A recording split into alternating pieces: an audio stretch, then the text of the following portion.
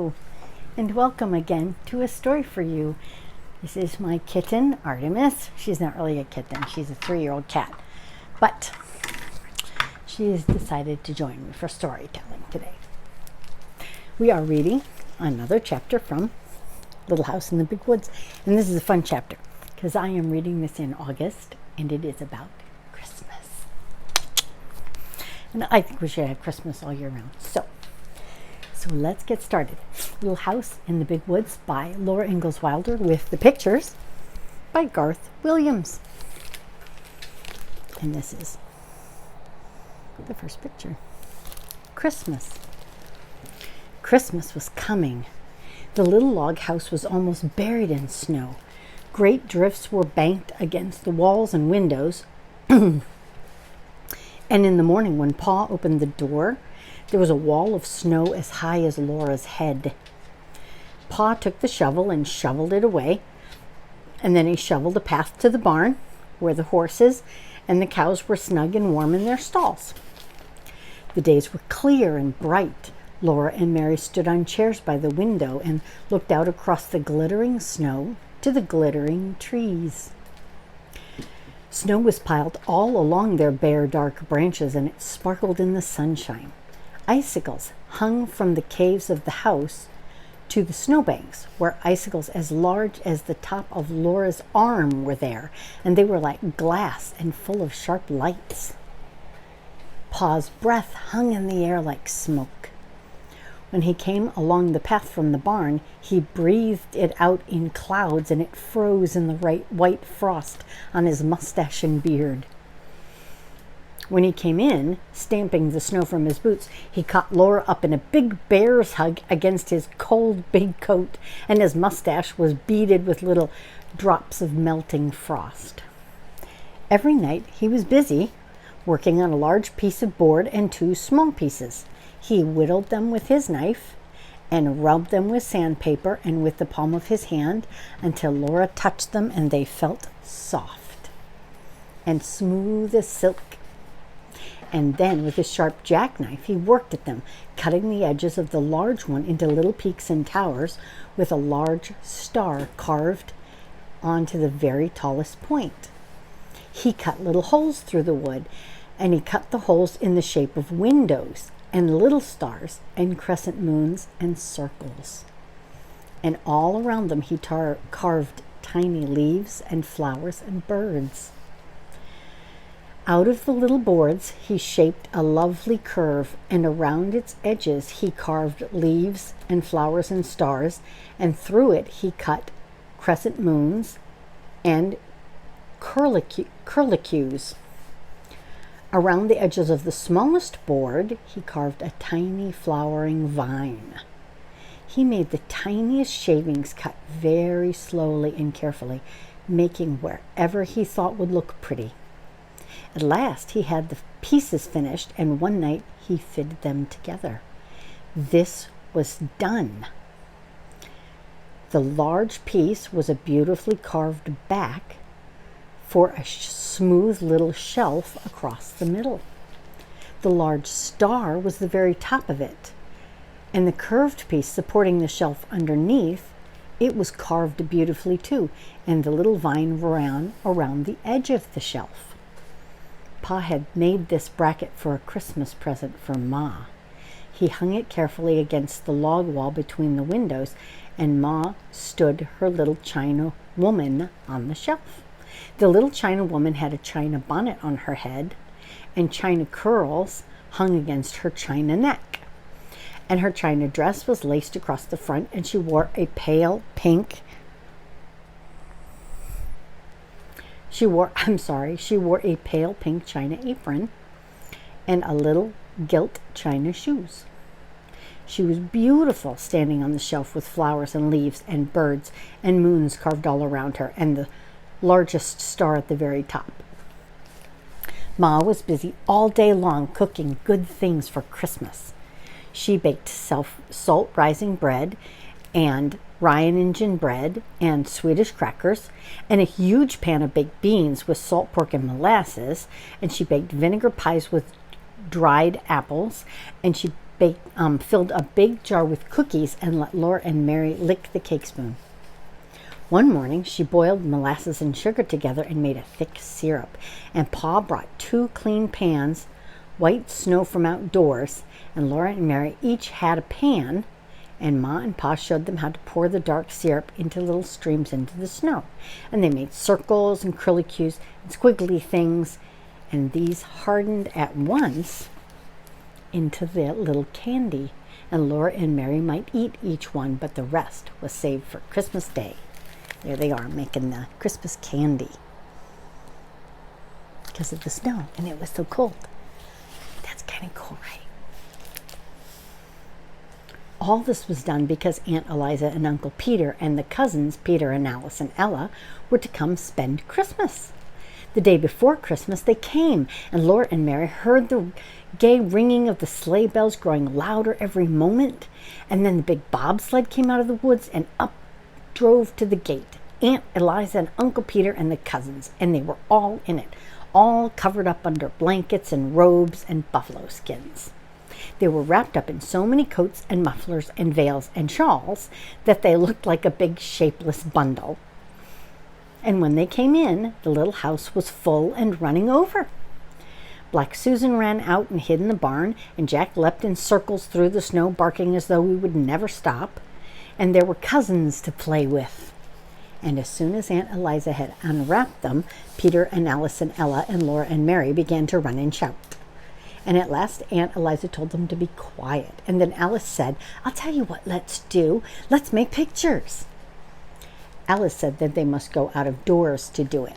Oh, is this a bother? Let me, that was my kitty spot. There we go.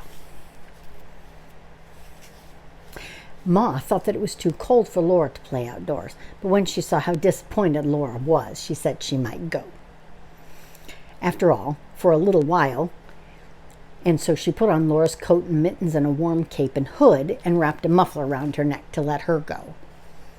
Laura had never had so much fun. All morning she played outdoors in the snow with Alice and Ella and Peter and Mary making pictures, and the way they did it was this. Each one, by herself, climbed up on a stump, and then all at once, holding out their arms wide, they fell off the stump into the deep snow. The snow must be really deep to do this. It's possible to do this, but you have to have deep snow, for those of you that don't live in cold climates. They fell flat on their faces, and then they tried to get up without spoiling the marks they had made when they fell. And they did it well. Then there was a snow with 5 holes shaped exactly like 4 little girls and a boy, arms and legs and all. And they called these pictures. Here they are, making their pictures. Isn't that cute? They played so hard all day that when night came, they were too excited to sleep, but they must sleep, or Santa Claus would not come. So they hung their stockings in their fireplace and said their prayers and went to bed. Alice and Ella and Mary and Laura, all in one big bed on the floor, and Peter had the trundle bed. And Aunt Eliza and Uncle Peter were going to sleep in the big bed, and another bed was made in the attic floor for Ma and Pa. And the buffalo robes and all the blankets had been brought in from Uncle Peter's sled so that there would be enough covers for everybody. And Ma and Pa and Aunt Eliza and Uncle Peter sat by the fire talking, and just as Laura was drifting off to sleep, she heard Uncle Peter say, "Eliza had a narrow squeak the other day when I was away at Lake City. You know Prince, that big dog of mine?" Laura was wide awake at once. She always liked to hear about dogs, and she lay still as a mouse and looked at the firelight flickering on the log walls and listened to Uncle Peter. There she is, sneaking awake. Maybe you do that sometimes too. Pretend to sleep so you can hear something. "Well," Uncle Peter said, "early in the morning Eliza started to the spring to get a pail of water, and Prince was following her. And she got to the edge of the ravine where the path goes down to the spring, and all of a sudden Prince set his teeth in the back of her skirt and pulled. You know what a big dog is, and Eliza scolded him, but he wouldn't let go. And he's so big and strong that she couldn't get away from him, and he kept backing and pulling till he tore a piece of her skirt. It was my blueprint, Aunt Eliza said to Ma. Dear me, said Ma. He tore a big piece right out of the back of it, Aunt Eliza said. I was so mad I could have whipped him for it, but he growled at me. Prince growled at you? Pa said. Yes, said Aunt Eliza. So then she started on toward the spring, Uncle Peter went on, but Prince jumped in the path ahead of her and snarled at her. He paid no attention to the talking and scolding. He just kept showing his teeth and snarling and went on trying. She kept trying to get past him, but he would get in front of her and snap at her, and that scared her. I should think it would, Ma said. He was so savage. I thought he was going to bite me, said Aunt Eliza. I believe he would have. I never heard of such a thing, said Ma.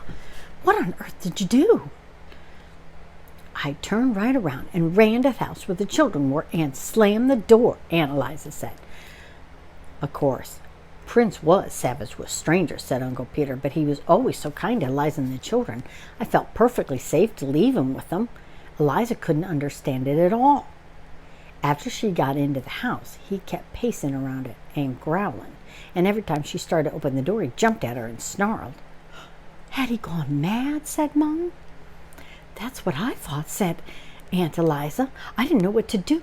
There I was, shut up in the house with the children and not daring to go out, and we didn't have any water, and I shouldn't have had time to melt the snow, and every time I opened the door so much as a crack, Prince would act like he would tear me to pieces. How long did this go on? Pa asked. All day till late in the afternoon, Aunt Eliza said. Peter had taken the gun, or I would have shot him. Along late in the afternoon, Uncle Peter said. He got quiet and lay down in front of the door. Eliza thought he was asleep, and she made up her mind to slip past her and get to the spring for some water. So she opened the door very quietly, but of course he woke up right away, and when he saw that she had the water pail in her hand, he jumped up and walked ahead of her to the spring, just the same as usual, and there, all around the spring in the snow, were fresh tracks of a panther. Those tracks were as big as my hand, said Aunt Eliza. Yes, said Uncle Peter. He was a big fella. His tracks were the biggest I ever saw. He would have gotten my Eliza for sure if Prince hadn't let her go to the spring in the morning. I saw the tracks, and he had been lying up in the big oak for the spring, waiting for some animal to come for the water. Undoubtedly, he would have dropped down on her. Night was coming on when she saw the tracks, and she didn't waste any time getting back to the house with her big pail of water, and Prince followed close behind her, looking back into the ravine now and then. I took him into the house with me, Aunt Eliza said, and we stayed inside until Peter came home. Did you get him? Pa asked Uncle Peter. No, said Uncle Peter. I took my gun and hunted all around the place, but I couldn't find it. I saw some more tracks. He'd gone farther north into the big woods. Alice and Ella and Mary were all wide awake now, and Laura put her head under the covers and whispered to Alice, My, weren't you scared? Alice whispered back that she was scared, but Ella was scareder, and Ella whispered that she wasn't either any such thing. Well, anyway, you made more fuss about being thirsty, Alice whispered. They lay there whispering until Ma said, Charles, those children never will get to sleep unless you play for them. So Pa got out his fiddle. The room was still and warm and full of firelight, and Ma's shadow and Aunt Eliza's and Uncle Peter's were big and quivering on the walls in the flickering firelight, and Pa's fiddle sang merrily to itself. It sang Money Must and The Red Heifer, The Devil's Dream, and Arkansas Traveler.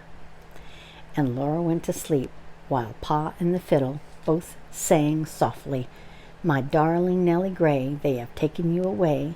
I will never see you any more.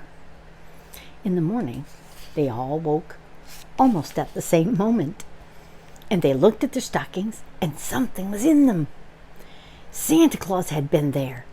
Ella and Alice and Laura were in their red flannels, and Peter was in his red flannel nightshirt, and they all ran to see what each had got. In each stocking there was a pair of bright red mittens, and there was a long flat stick of red and white striped peppermint candy, all beautifully notched along the side, so that they could all be happy. Then they could hardly speak, they were so happy, and they just looked with their shining eyes at the lovely Christmas presents. But Laura was the happiest of all. Laura had a rag doll. She was a beautiful doll, and she had a face of white cloth with black button eyes and a dark pencil that made her eyebrows and her cheeks and her mouth were red, and the ink, with the ink made from pokeberries. There they are with their mittens and the family, and Laura with her doll.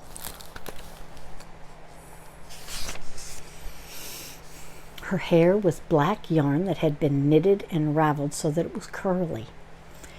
And her little red flannel stockings and little black cloth gaiters for shoes, and her dress was a pretty pink with blue calico. She was so beautiful that Laura could not say a word, for she just held her tight and forgot everything else. She did not know that everyone was looking at her till Aunt Eliza said, "Did you ever see such big eyes?" The other girls were not jealous because Laura had mittens and candy and a doll, because Laura was the littlest girl, except baby Carrie and Aunt Eliza's little baby, Dolly Varden. The babies were too small for dolls, so they were so small that they did not even know about Santa Claus. They just put their fingers in their mouths and wiggled because of all the excitement. Laura sat down on the edge of the bed and held her doll, and she loved her red mittens, and she loved her candy, but she loved her doll best of all, and she named her Charlotte. Then they all looked at each other's mittens and tried on their own, and Peter bit a large piece out of his candy stick, and Alice and Ella and Mary and Laura licked theirs to make it last longer. "Well, well," Uncle Peter said, "isn't there even one stocking with nothing but a switch in it? My, have you all been such good children?" They did not believe that Santa Claus would really have given any of them nothing but a switch. That happened to some children, but it couldn't happen to them. It was so hard to be good all the time, every day, for a whole year. "You mustn't tease the children, Peter," Aunt Eliza said. Ma said, "Laura, aren't you going to let the other girls hold your doll?" She meant little girls must not be selfish. So Laura let Mary take the beautiful doll, and then Alice held it for a minute, and then Ella. And they smoothed the pretty dress and admired the red flannel stockings and the gaiters and the curly woolen hair. But Laura was glad at last when Charlotte was safe in her own arms again. Pa and Uncle Peter each had a new pair of warm mittens knit with little red squares of red and white, and Ma and Aunt Eliza had made them. Aunt Eliza had brought Ma a large red apple full of cloves, and it smelled so good. It would not spoil for so many cloves, and it would be sweet and sound. Ma gave Aunt Eliza a little needle book she had made with bits of silk for covers and white flannel leaves to stick the needles. The flannel would keep the needles from rusting. They all admired Ma's beautiful bracket, and Aunt Eliza and Uncle Peter had made, Aunt Eliza said that Uncle Peter had made one for her, of course with different carvings. Santa Claus had not given them anything at all. Santa Claus did not give grown-up presents, and that was not because they'd not been good. Ma and Pa were good. It was because they were grown-up, and grown-up people must give each other presents. Then all the presents must be laid away for a little while. Peter went out with Pa and Uncle Peter to do the chores, and Alice and Ella helped Aunt Eliza make the beds, and Laura and Mary set the table while Ma got breakfast. For breakfast there were pancakes, and Ma had made a pancake man for each one of the children, and Ma called each one to bring her plate, and she could stand by the stove and watch while she put a spoonful of batter. Ma put the arms and the legs and the head, and it was so exciting to watch her turn over the little man quickly and carefully on the hot griddle, and when it was done she put the smoking hot little man on the plate. Peter ate the head off his man right away. But Alice and Ella and Mary and Laura, ate theirs slowly in little bits. First the arms and legs, and then the middle, saving the head for last. Today the weather was so cold that they could not play out of doors, but there were new mittens to admire and candy to lick, and they all sat on the floor together and looked at the pictures in the Bible and the pictures of all the kinds of animals and birds in Pa's big green book. Laura kept Charlotte in her arms the whole time. Then there was Christmas dinner. Alice and Ella and Peter and Mary and Laura did not say a word at table, for they knew that children should be seen and not heard. But they did not need to ask for second helpings. Ma and Aunt Eliza kept their plates full and let them eat all the good things they could hold. Christmas comes but once a year, said Aunt Eliza. Dinner was early because Aunt Eliza, Uncle Peter, and the cousins had such a long way to go. Best the horses can do, Uncle Peter said. We'll hardly make it home before dark. As soon as they'd eaten, Uncle Peter and Pa went to put the horses in the sled, while Ma and Aunt Eliza wrapped up the cousins. There they are, some of them getting ready to go.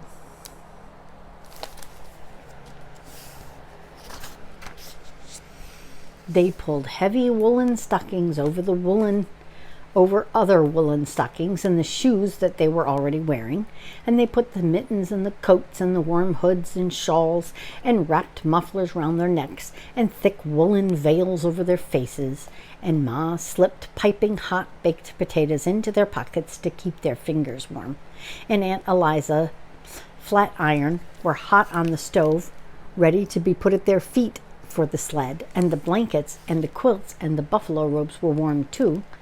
And so they all got into the bobsled, cozy and warm, and Pa tucked the last robe well in around them.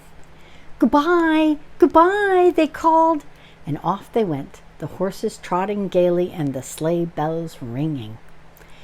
In just a little while, the merry sound of the bells were gone, and Christmas was over. And what a Christmas it had been. And that's the end of that chapter. Now, if you like these stories and these chapters, let your parents know. If you like the other stories better, I'd love to know, and your parents can comment in the parent sections. This is one of my favorite series because I love all the different things you can learn about life in 1860 when these kinds of things were happening, and how they kept warm instead of having hand warmers that you could buy at the store and break and shake open so you could have, keep your hands warm. They had to warm potatoes and things like that, and I think that's so interesting. And it's just fun to see how much fun they had as kids and the life that they had. So have your parents subscribe, and then you'll know every time I come on to read a new story, and like things and have them comment on the things that you like about the different things in the parent section. Thank you so much for joining me. I always enjoy being with you.